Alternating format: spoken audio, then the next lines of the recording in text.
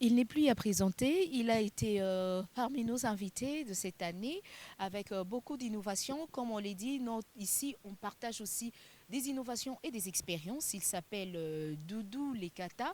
Il nous revient pour nous faire le point sur l'activité qu'il avait promis de réaliser et qui s'est enfin réalisée, qui a eu lieu. Bonjour, Monsieur Doudou. Bonjour Madame Sandra.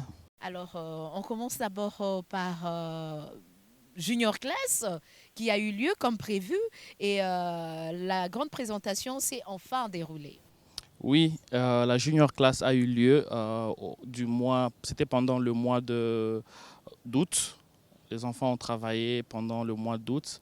Tout un mois durant, ils ont eu à apprendre la programmation, l'électronique et la robotique. Et l'activité qui avait eu lieu le samedi, l'exposition, c'était pour nous une façon de vous présenter le fruit ou soit le résultat du travail qui a été fait pendant un mois avec ces enfants. Et c'était la raison pour laquelle vous avez vu ces démonstrations. On a voulu qu'elles soient vraiment publiques et populaires, que tout le monde puisse voir, palper, discuter avec ces enfants et essayer de voir ce qu'ils ont réellement acquis comme connaissances durant cette formation. Et j'espère qu'elle s'était bien passée parce que je vous étiez là vous-même aussi. Vous avez reçu combien d'apprenants au total pour cette session? Pour cette première édition, nous avons reçu 10 apprenants. Et à la présentation, il n'y a que 8 qui sont venus parce que 2 étaient malades. Notamment, il y a une jeune fille de 10 ans qui avait un très bon projet à présenter, mais malheureusement, elle était malade. Et un autre garçon de 13 ans qui était aussi malade. Donc, au total, on a présenté 8 personnes, 8 enfants, mais c'est 10 qui ont suivi la formation. Voilà, en pleine année scolaire, déjà la rentrée, c'était depuis les débuts de ces mois. Les enfants commencent déjà à apprendre et l'insuffisance de matériel didactique s'est fait déjà remarquer pour ceux qui font la technique. Quels sont les projets d'avenir pour Bénéfutur? Ok, pour ceux qui font la technique, et non seulement la technique, le problème d'insuffisance de matériel est un problème sérieux. C'est même l'une des raisons principales d'être de Bénéfutur. Et pour cette année, nous lançons un programme dénommé Complément éducatif. Le programme dénommé Complément éducatif est un programme parascolaire que nous mettons en place à partir de cette année qui permettra aux élèves de venir faire leur pratique au sein de Bénéfutur. Alors la particularité cette fois-ci, c'est que l'élève viendra directement s'enregistrer chez nous et ça sera fait par les parents. Vous avez votre enfant qui va à une école, qui n'a pas de matériel dans le domaine de chimie, biologie, informatique et tout ce qui va avec. Alors avec le programme parascolaire que nous mettons en place, vous avez la possibilité d'emmener votre élève, votre enfant.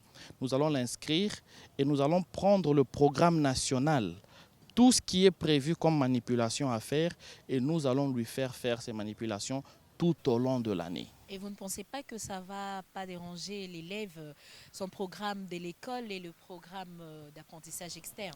Ok, alors ça ne va pas déranger tout simplement parce que pour le programme complément éducatif, ce n'est pas l'apprentissage externe, c'est le cours qu'il est en train de suivre. Le programme national a prévu qu'il puisse faire ces pratiques-là. Mais c'est par manque de matériel, c'est par manque peut-être de certaines compétences que l'élève ne suit pas. Au finish, c'est l'élève qui se retrouve perdant parce qu'il n'a pas ce genre de compétences qui sont pourtant nécessaires pour son développement. Et un dernier détail peut-être pour ce programme, c'est que c'est un programme qui est parascolaire et ça ne sera que 2 fois par semaine. Nous allons mettre de 14h30 à 16h30. Ce n'est que 2 heures et 2 fois par semaine. Et vous avez tenu compte de la vacation scolaire des élèves? Oui, nous avons tenu compte de la vacation scolaire des élèves. Pour l'instant, nous allons plus travailler avec ceux qui sont de la vacation jour parce que le programme commence de 14h30 à 16h30 et nous donnons aussi 1 fois par semaine accès à la bibliothèque pour faire des recherches personnelles dans différents domaines dont l'enfant pense qu'il a besoin de ça. Donc le tout, c'est dans un package où 2 fois par semaine, vous faites des pratiques. Aujourd'hui, ça peut être la chimie, demain, c'est la biologie, après, demain, c'est l'informatique. Donc nous avons des encadreurs qui vont s'en occuper. Et 1 fois par semaine aussi, vous faites des recherches. Comme on avait dit, Bénéfutur a plus de 350 000 livres qui sont vraiment indispensables pour que les enfants puissent s'initier aussi à la culture de la recherche scientifique, à la culture de la lecture, à la culture de l'auto-formation aussi. Et pourquoi ne pas contacter directement l'école comme vous l'avez fait précédemment?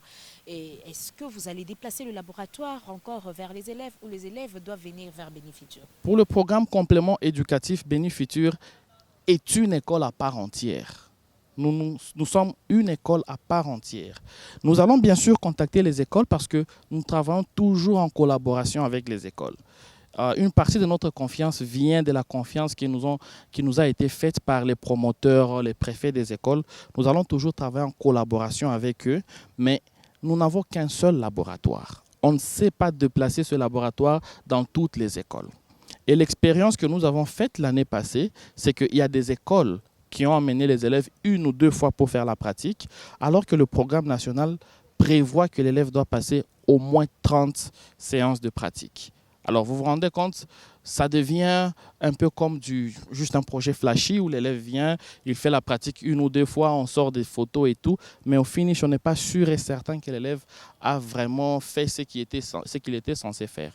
Maintenant, avec ce programme que nous lançons, nous sommes sûrs que sur les 30 pratiques qui sont prévues, l'élève passera les 30 pratiques et vous allez voir la différence en termes de formation.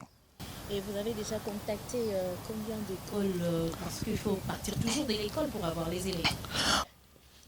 Oui et non. Nous ne partons pas forcément que des écoles. Parce qu'il y a les parents. Toi, en tant que parent aussi, tu peux te décider, tu dis, OK, mon enfant va déjà à l'école et a déjà la théorie ou soit étudie dans une école X, mais tel que je vois cette école, comparé à ce que Bénéfutur donne, il y a encore quelque chose de plus que l'élève peut ajouter en allant chez Bénéfutur. Donc, le parent peut directement lui-même aussi venir chez Bénéfutur, inscrire son enfant pour suivre les programmes. Les programmes sont échelonnés de la même manière que le programme national est. Nous avons un programme pour les élèves de la 7e, de la 8e, du premier cycle, ou soit le second, je ne sais pas comment on appelle maintenant. En tout cas, les programmes, c'est par rapport à chaque niveau et chaque degré. Alors, en ce qui concerne la robotique, où les enfants viennent pour créer, innover, il faut encore attendre Junior Class pour les vacances prochaines, où vous allez associer cette activité parascolaire au programme scolaire. Ok, merci c'est une très belle question. Alors, nous avons lancé deux programmes parascolaires. Le premier qui est le complément éducatif. Le complément éducatif, c'est tout simplement toutes les pratiques que l'élève n'a pas pu faire à l'école, peut venir faire chez nous avec nos encadreurs. Mais pour la junior class, c'est un programme qui est souvent lancé pendant les vacances. Et parallèlement, il y a le programme de la robotique qui est vraiment axé sur la programmation, le numérique et la robotique. Ça, c'est un programme que nous lançons en collaboration avec les écoles. Ces formations vont se faire au sein des écoles. C'est-à-dire, si nous avons une école partenaire, nous allons signer un contrat avec l'école et nous allons nous déplacer vers l'école. Alors, le parent, tout ce qu'il a à faire, c'est de dire, OK, j'accepte que mon enfant puisse participer à ce programme qui est aussi parascolaire sur la robotique que Bénéfutur offre. Et ça sera aussi après les heures de cours, 2 fois par semaine, pendant 1h30. Nous allons envoyer nos encadreurs, les matériels nécessaires et tout ce qui va avec pour former, commencer à initier dès le bas âge dans le métier de la robotique et du numérique. Donc, ça sera pratiquement comme la natation, les sports à l'école, les cours de danse. Donc, les enfants doivent librement adhérer selon leurs capacités. Exactement. Il y a déjà des programmes parascolaires comme la capoeira, le karaté, la natation, la danse et autres. Et nous voulons aussi ajouter ce skills-là dans nos enfants. Et nous pensons que la robotique, c'est vraiment l'avenir. L'intelligence artificielle, l'électronique, la programmation, c'est l'avenir. Et nous voulons que nos enfants, dès le bas âge, puissent vraiment s'initier à cela. C'est un peu amusant, si vous vous souvenez, c'est là 1 mois, nous avons vu des vidéos des enfants chinois qui ont fait un concours de robotique pendant les vacances. Et ce que nous, Congolais, avons trouvé de mieux à faire, c'était de se moquer de nos enfants en disant, voici les enfants chinois, ils apprennent la robotique pendant les vacances et nous, nos enfants sont en train de prêcher à l'église. Je ne sais pas si vous avez vu cette vidéo-là. Ce sont des choses qui doivent nous choquer. Et c'est vraiment inacceptable que nous puissions continuer à dénigrer nos enfants jusqu'à ce niveau. C'est vraiment irresponsable de notre part. Pendant que nous nous moquons de nos enfants, la bonne question serait qu'est-ce que nous leur proposons en retour? Qu'est-ce que nous proposons? Parce que si les Chinois ils ont fait ça, c'est qu'il y a le gouvernement ou soit des individus qui ont mis ce programme pour eux. Et nous, qu'est-ce que nous proposons aux enfants? Et c'est par rapport à tous ces genres de moqueries et tout que Béni Futur s'est dit, nous disons stop. Il est temps que nous puissions encadrer aussi nos enfants à peu près ou au même niveau que les autres. Et le samedi, vous avez vu la démonstration. Cette fois-ci, ce n'était pas des Blancs, ce n'était pas des Chinois, ce n'était pas des Asiatiques, mais c'était des enfants congolais qui étaient en train de faire des démonstrations et j'espère que vous étiez assez satisfaits. Là, vous avez dit pour Kinshasa, et il faut dire aussi que Bénifiture a été implanté à Béni pour la toute première fois. Qu'est-ce qui est prévu pour les enfants qui sont dans ces coins-là? En fait, je vais m'adresser maintenant à la population de la ville de Béni. Béni Futur, nous avons fait du parcours ensemble 2 ans et nous y sommes encore. Mais étant donné que les moyens sont de plus en plus réduits, nous sommes en train de nous battre, chercher des collaborateurs, chercher des financiers. Nous nous sommes adressés au gouvernement, nous nous sommes adressés à des ONG, s'ils peuvent nous appuyer afin qu'ils ne se retrouvent pas orphelins d'une initiative qui a commencé chez eux, mais maintenant ce sont les autres qui en bénéficient plus. Quand ils ont vu des vidéos de ce qui a été fait à la gare centrale, j'ai reçu des appels du genre « vous nous avez abandonnés, maintenant vous nous avez tourné le dos ». Je dis non, nous sommes tous Congolais. Les enfants de Kinshasa sont des Congolais au même titre qu'eux. Nous nous battons, bien sûr nous nous battons. Si nous avons des partenaires et nous continuons à chercher, nous allons relancer nos activités dans la ville de Béni et redonner espoir. En passant, il y a le chef de l'État qui avait promis à cette jeunesse qu'il allait faire quelque chose pour leur éducation. Nous en avons profité et nous avons aussi envoyé quelques contacts et tout. Si nous avons de l'aide, nous viendrons aussi relancer à Béni, en Bujimaï. Le but, c'est que ça soit partout en RDC. Vous voyez, ça ne doit pas seulement être à Kinshasa.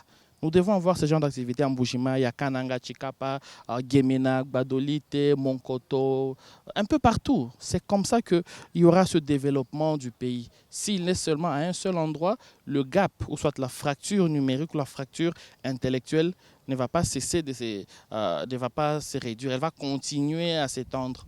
Et c'est parmi les objectifs des Béni Futurs, essayer de réduire cette fracture intellectuelle. Alors, mon mot de la fin, c'est j'espère que vous avez tous été témoins de ce qui s'est passé le samedi à la gare centrale. Nous avons voulu que ça puisse se faire dans un endroit public, que tout le monde puisse voir exactement que ce n'est pas du bluff. Nous avons une population jeune. Parmi les richesses de la RDC, nous avons la jeunesse. Et cette jeunesse, si nous ne la préparons pas pour un futur, elle subira pire que ce que nous vivons aujourd'hui. Béni Futur, c'est l'une de ces structures qui s'occupe exactement dans l'éducation de la jeunesse.